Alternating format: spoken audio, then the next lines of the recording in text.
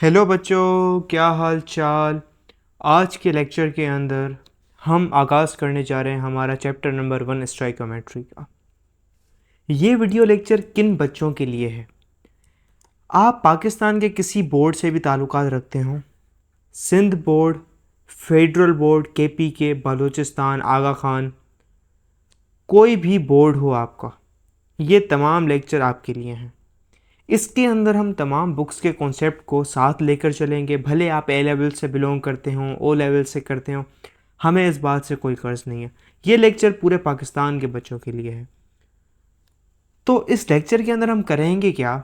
आगाज़ देंगे chapter 1 stoichiometry का।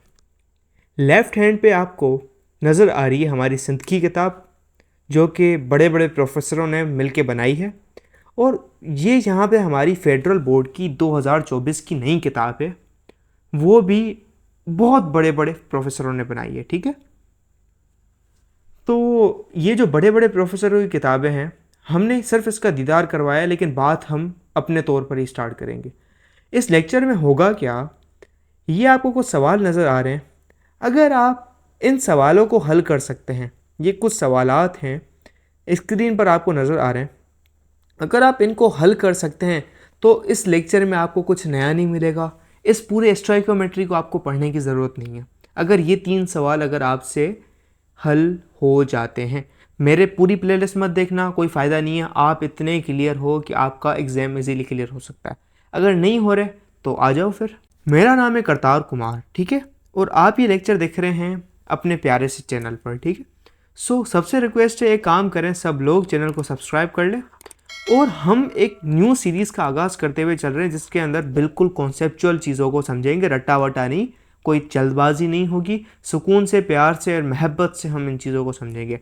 सो for that you can like and also share with your classmates. Sharing is caring, something about this. हमारे सबक का नाम है स्टोइकोमेट्री। ठीक है, ये है हमारे प्यारे से सबक का नाम। हम आगाज़ लेते हैं एक एग्जाम्पल से। फॉर एग्ज़ाम्पल, आपके घर पर मेहमान आ जाते हैं।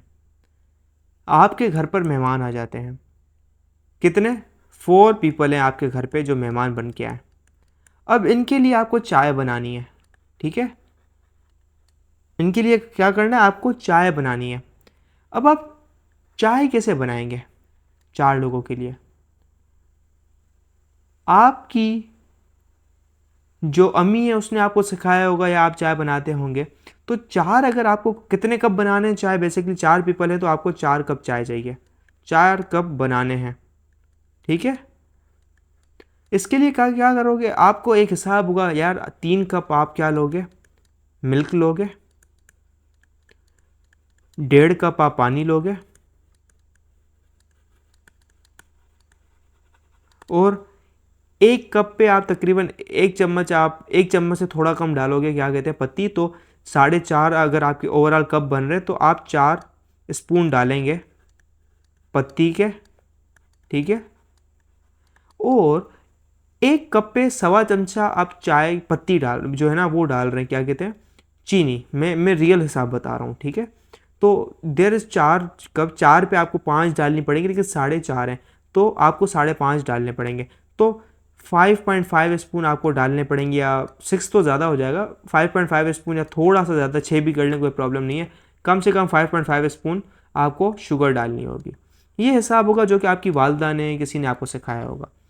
तो अगर ये आपको हिसाब नहीं आता होता तो आप क्या, 4 लोग हैं, अपने हिसाब से चाय डाल दी, पानी पानी डाल दिया, दूध डाल दिया, जितना मर्जी वो डाल दिया तुक्के पे। अगली दफ़ा 2 बंदे आए, तुक्के पे डाल दिया। भाई वो चाय नहीं बनेगी। अगली दफ़ा आप चाय की सलाह मारोगे तो वो आप बोलेंगे नहीं, हमें चाय की ज़रूरत भी नहीं है। ऐसा काम नहीं करना ना, मेहमान आए और आप ऐसी चाय पिला दे, अगली दफ़ा वो मतलब चाय का नाम, मतलब चाय के नाम से ही डर जाए वो। ऐसा काम तो नहीं करना। तो कुछ कैलकुलेशंस होती हैं, दीज आर कुछ इम्पोर्टेंट कैलकुलेशंस जो आपको चाय बनाने के लिए हेल्प लेती हैं। क्या है? कुछ बेसिक हैं कि 1 कप मिल्क पे आपको आधे कप से भी कम पानी डालना है। ठीक है, 1.25 कप जो है 0.25 ऑफ अ कप पानी डालना है, 1/4 ऑफ अ कप। देन कितना चीनी डालनी है, 1.25 चमचा चीनी डालनी है। 1 चम्मच से मामूली कम आपने क्या डालनी है, पत्ती डालनी है। ये कुछ हैं, इसको आप अगर 5 को बनाना है उसको 5 से मल्टीप्लाई कर दो। 10 लोगों के बनाने के है तो तुम क्या लोगे, वो एक हिसाब लगा लोगे अच्छा तरीके का 10 लोग हैं तो तुम ये करोगे वो करोगे फलाना ठिकाना। ये एक कैलकुलेशन होती है, प्यारी सी कैलकुलेशन होती है, समझे आप इस बात को। इसी तरीके कार से अगर आपको केमिस्ट्री में कोई चीज़ की चाहिए, ठीक है, अगर मैं इस चीज़ को यहाँ से हटा देता हूँ, ये एक हमारी एग्जाम्पल, ये कुछ ज़्यादा ही अच्छी हमने एग्जाम्पल ली है तो इसको थोड़ा सा हम जगह दे के इधर रख लेते हैं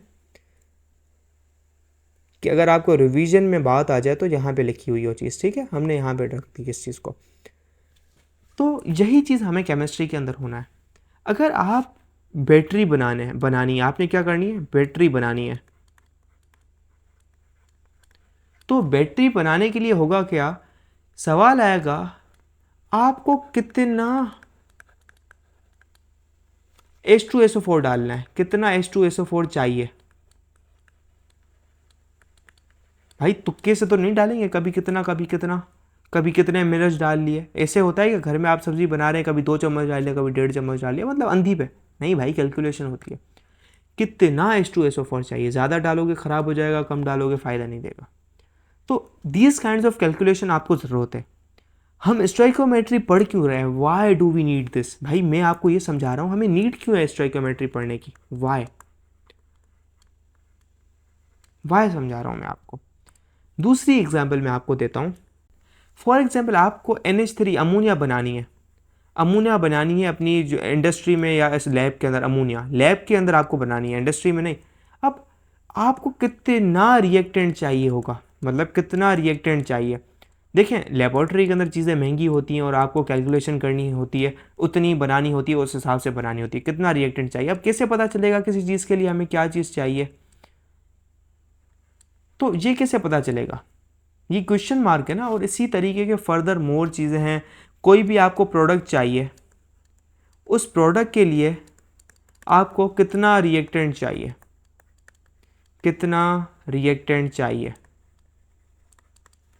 ये आपको कैलकुलेशन चाहिए होती है हमारी डेली लाइफ के अंदर जिसकी नीड है। तो इसके लिए हमें हिसाब किताब चाहिए। अब ये इन हिसाब किताब के साथ ही तो स्टोइकोमेट्री डील करती है। अब स्टोइकोमेट्री के लफ्ज़ के ऊपर थोड़ा हम तवज्जो देते हैं। स्टोइकोमेट्री का ये जो अल्फाज है बड़ा प्यारा सा अल्फाज है, स्टोइकोमेट्री। ये 2 अल्फाजों से मिलके बना है, ठीक है। एक है आपका जो अल्फाज है वो है स्टोइकियन, एक है ये वाला मेट्री निकला है मेट्रॉन से, मेट्रॉन। इनकी मायने क्या होती है, इनकी ये समझना है, बड़ा ज़रूरी है। मेट्रियन की मीनिंग बचपन से पढ़ते आ रहे हैं, मेट्री मतलब मेजरमेंट।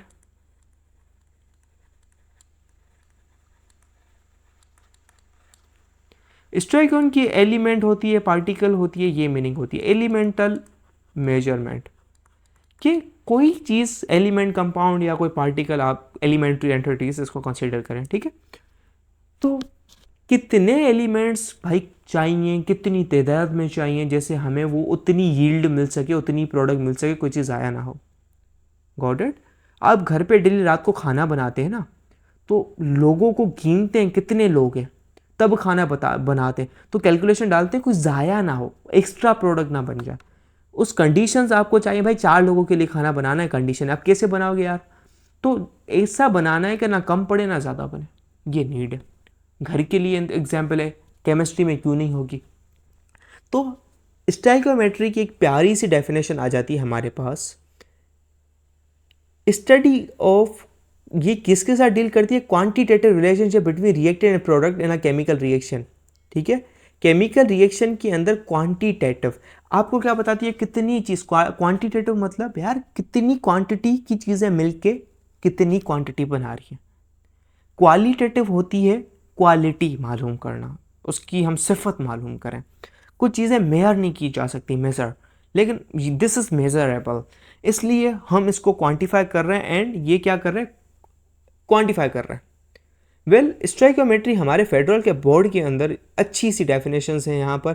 स्टोइकियोमेट्री का जो रिलेशन है भाई, एलिमेंट्स और कंपाउंड्स कंबाइन होते हैं आपस में कुछ डेफिनेट प्रोपोर्शन के अंदर।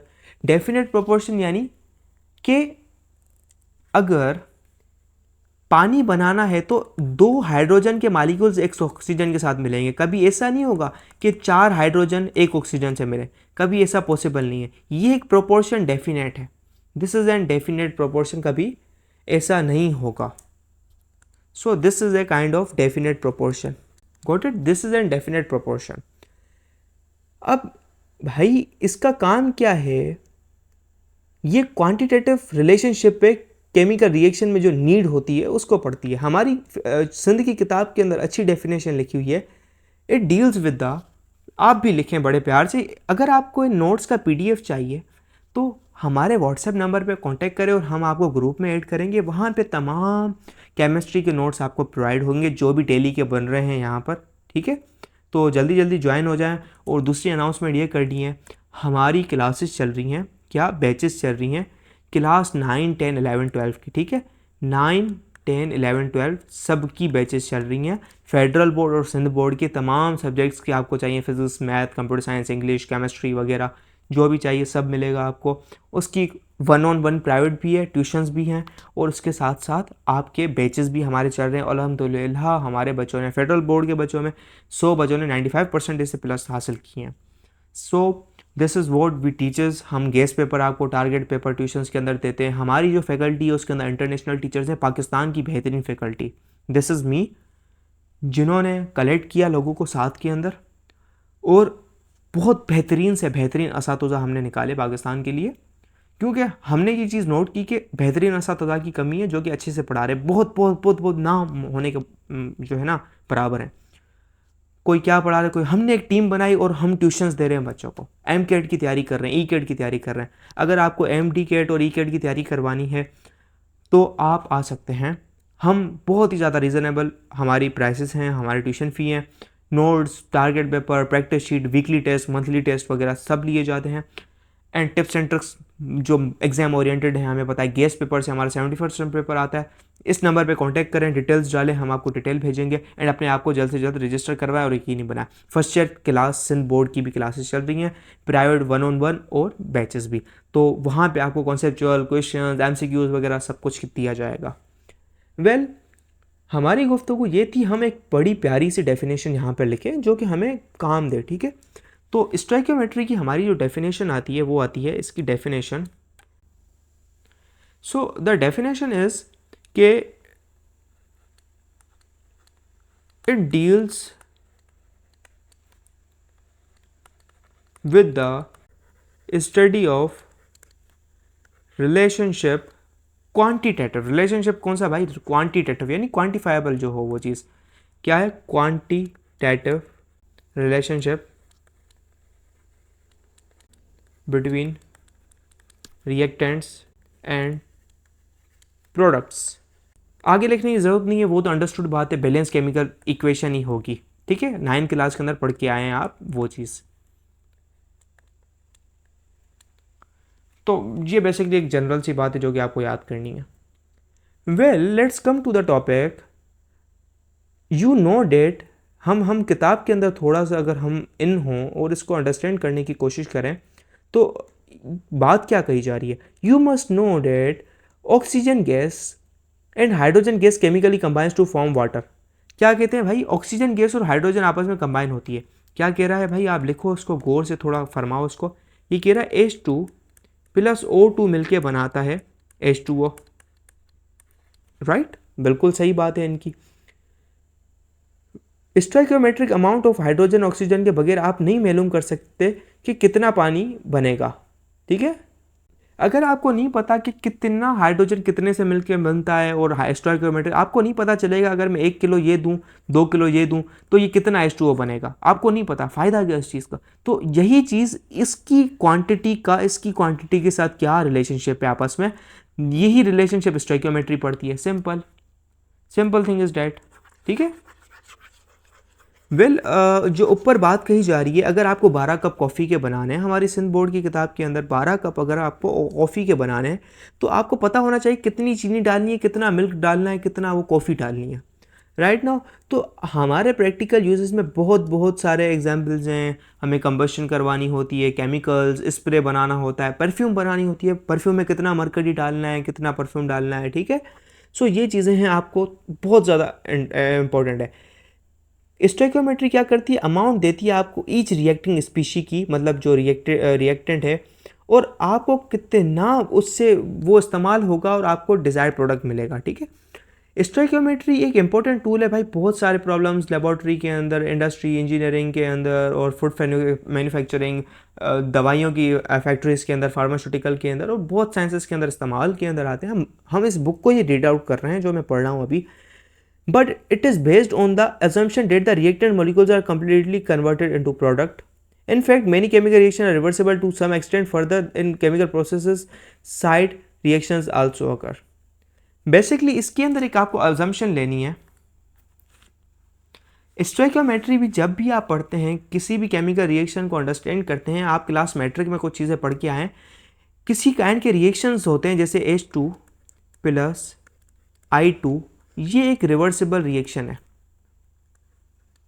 रिवर्सिबल रिएक्शन क्या है कि H2 और I2 जो स्पीशी लेफ्ट हैंड साइड पर हैं, ये दोनों कंबाइन होती हैं, तो ये वाली चीज़ बना रही होती है, these both combine together to form this one, and this eventually break downs again into the species on the left side again. So the rate at which it reacts together to form 2HI becomes equal to, after some time, the rate at which this thing decomposes into its original constituents. So the rate of forward reactions become equal to rate of backward reaction. तो इसको कहते हैं, जितनी चीज़ ये मिलके बना रहे हैं दोनों, यही चीज़ आपस में वो टूट रही है, तो जितना बन रहा है जितना टूट रहा है, तो एक इक्विलिब्रियम फॉर्म हो गया इनके between. There is a equilibrium with formed इनके बिटवीन, एक इक्विलिब्रियम है, उस इक्विलिब्रियम का नाम है डायनामिक इक्विलिब्रियम। डायनामिक इक्विलिब्रियम, ठीक है, ये एक रिवर्सिबल रिएक्शन है। तो कुछ अजम्पशंस होते हैं, this one is reversible reaction, reversible reaction.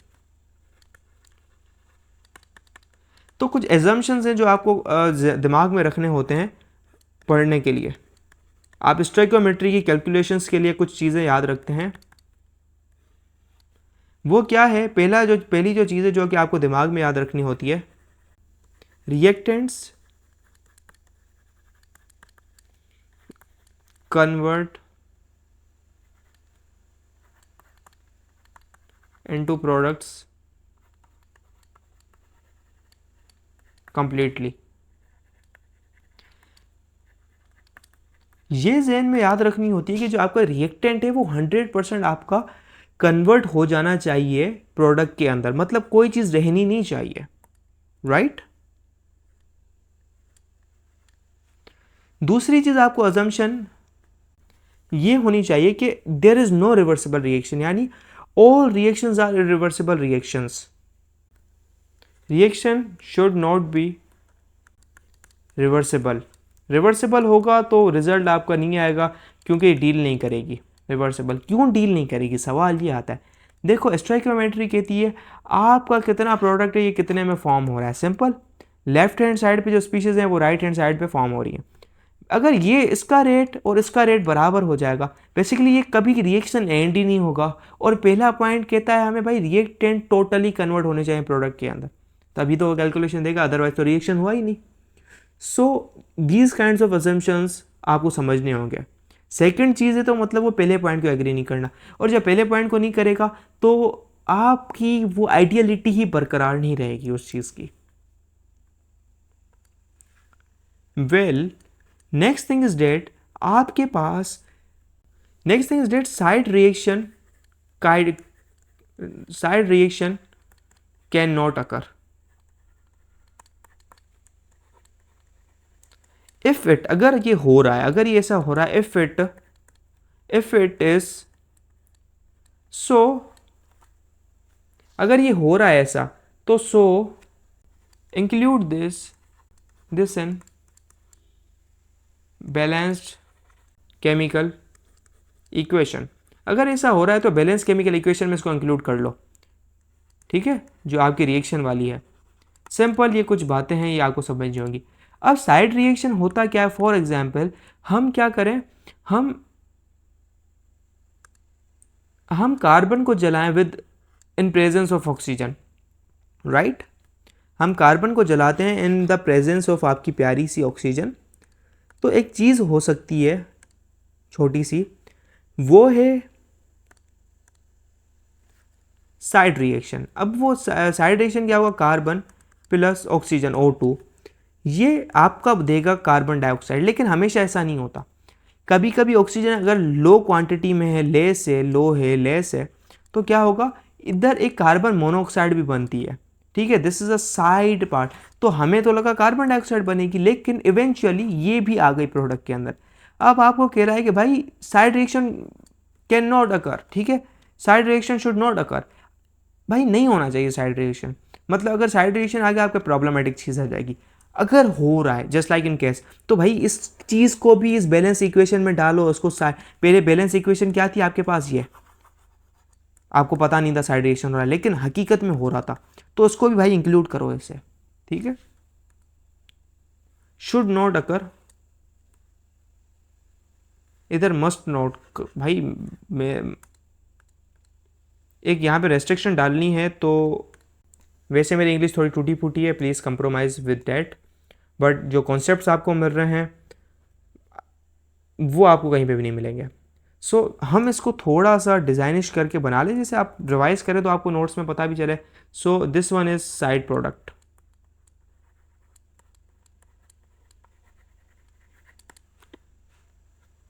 ये लो क्वांटिटी के अंदर प्रेजेंट है, ठीक है।